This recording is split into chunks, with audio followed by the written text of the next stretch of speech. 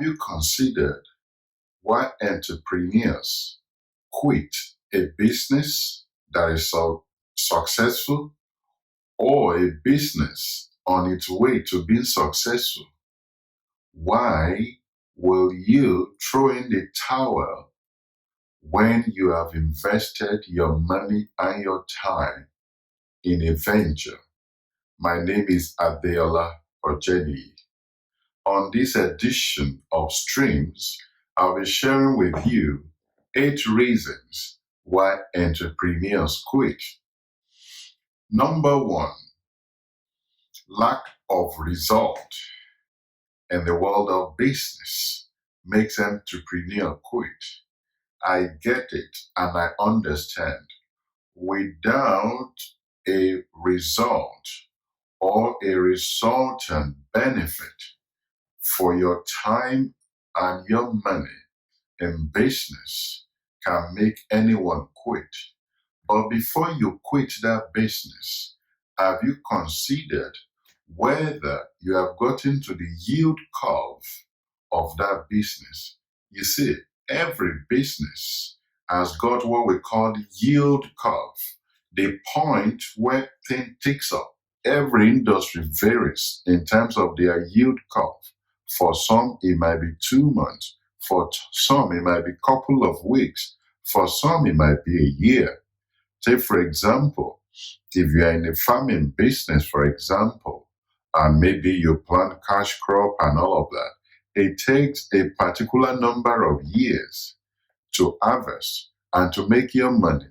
So you need to look at your industry and understand the yield curve so that you don't set unreasonable expectation as to the time you're expecting to be making either profit or returns on your investment. So you need to understand the yield curve. You need to understand the yield curve in real estate. For example, if you understand the way real estate works, there's, depending on your strategy, whether you're investing for capital appreciation or cash flow. So you need to understand the yield curve of that industry before you can say it's successful or it's not successful. So I want you to not just quit because you don't have result or you have not waited long enough to exit the yield curve of that business. Number 2, why entrepreneurs quit is what I call being overwhelmed. Overwhelmed. They are just overwhelmed. They are either overwhelmed with problems, they are either overwhelmed with information, they are either overwhelmed with challenges in their own personal life, or they are overwhelmed with the speed of change of that industry. Some people, things change so fast that they can't keep up, and they feel like, what do I do in this situation? Should I just quit? Or maybe you have a coach or a mentor that is trying to bring out the best in you, and it just seems like you can't cope any longer. Or maybe you spend all your savings and you're at the point of bankruptcy. Hang on there a little longer, and you might just be very close to the turning point where things begin to pick up and change for you.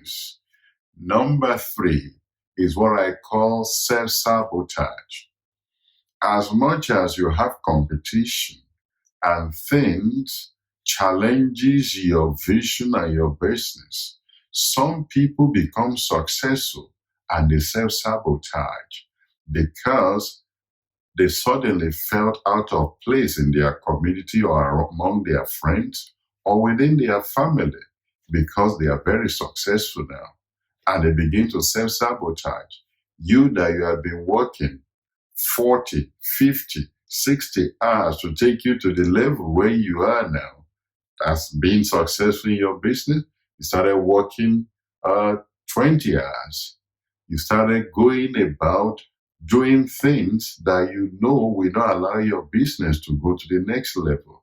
You know, there's this this concept of financial thermostat, where because you are making so much money, but your mindset still want to belong with your struggling friends, and because you're making more money than them, And you don't want to feel out of place, out of sympathy. You started self-sabotaging your own investment and your businesses so that you be at their level. Self-sabotaging yourself does not help you, neither does it help the people you are trying to align with.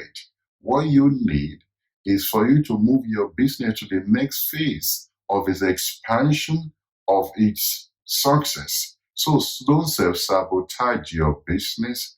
And if you self-sabotage to a point, frustration sets in and you quit the business. So number 4 is what I call your circle of influence. Who are the people that are in your circle of influence?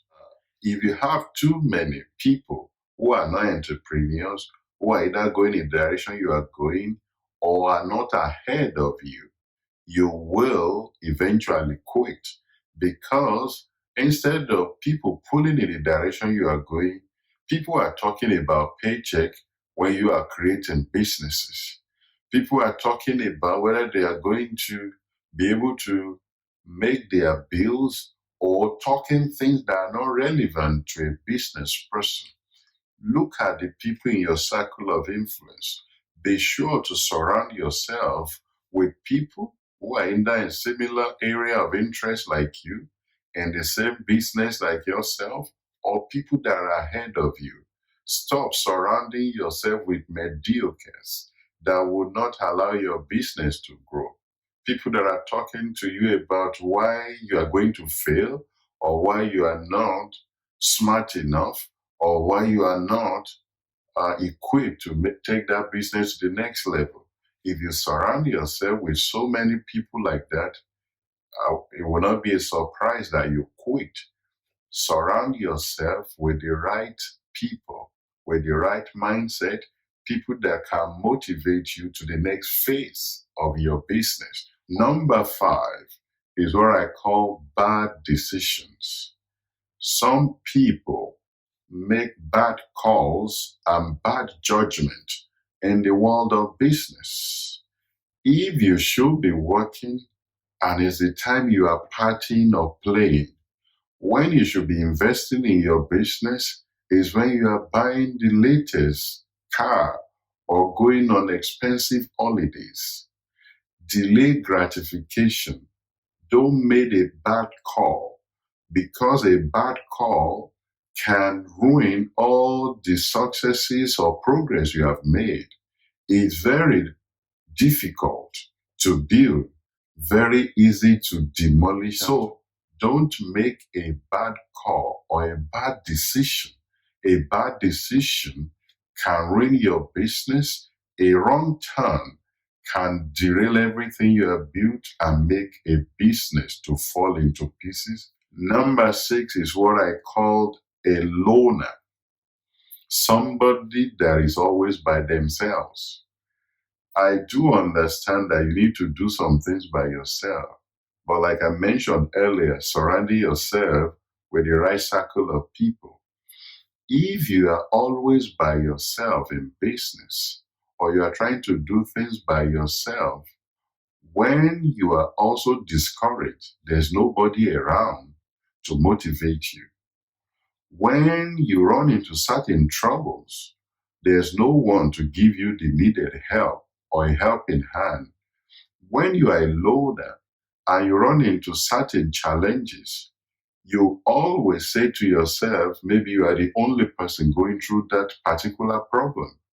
But if you surround yourself, or you are in a good network of fellow professionals, you will see that what you are going through, maybe somebody else is going through that, or so many other people are experiencing the same thing. So once you understand that your experience is not unique, that other people are facing similar challenges, it helps you to put your challenges in context and allows you to innovate and look for ways to solve those problems. So don't be a loner. Number 7, procrastination. Procrastination is a bad decision, and continual procrastination will make you to quit, because procrastination makes you to miss windows of opportunities. When you should do a thing now, you delay till the following day or a week later. When you do it at that time, it's not the same thing. It's a totally different thing, because when you should have done it, you have allowed time to elude or pass. So don't procrastinate, because you may miss a window of a good opportunity, and it may make you to quit business. Finally, number 8 is what I call selective hearing. Have you noticed that when you are trying to take a decision, or you want to justify why you make a bad decision or why you didn't go to that meeting, you begin to see signs that you may say something to yourself that, oh, maybe God is giving me a sign. Oh, he wants me to quit that business. That's why I didn't get that loan. That's why I didn't get that appointment. That is you picking what you want to use to feed your own narrative. That's selective hearing. Take, for example, when people compliment you for like 10 minutes and they just suggest one thing to you to improve upon, in your selective hearing nature, all you hear is the only thing that you did wrong or that you need to improve upon. You miss every other good thing they have talked about, your capacity, and it's always like this experiment that we carry out. If you put a dot on a big whiteboard and you ask people, what do they see? Very many times, people will only see the black dot. So in your selective hearing, people only hear things that they think is wrong, irrespective of all the good and the progress they have made. So if you are selectively hearing, you can only hear things that makes you to justify why you need to quit your business. I hope you're going to reflect on these 8 reasons or justifications that entrepreneurs give to quit their business.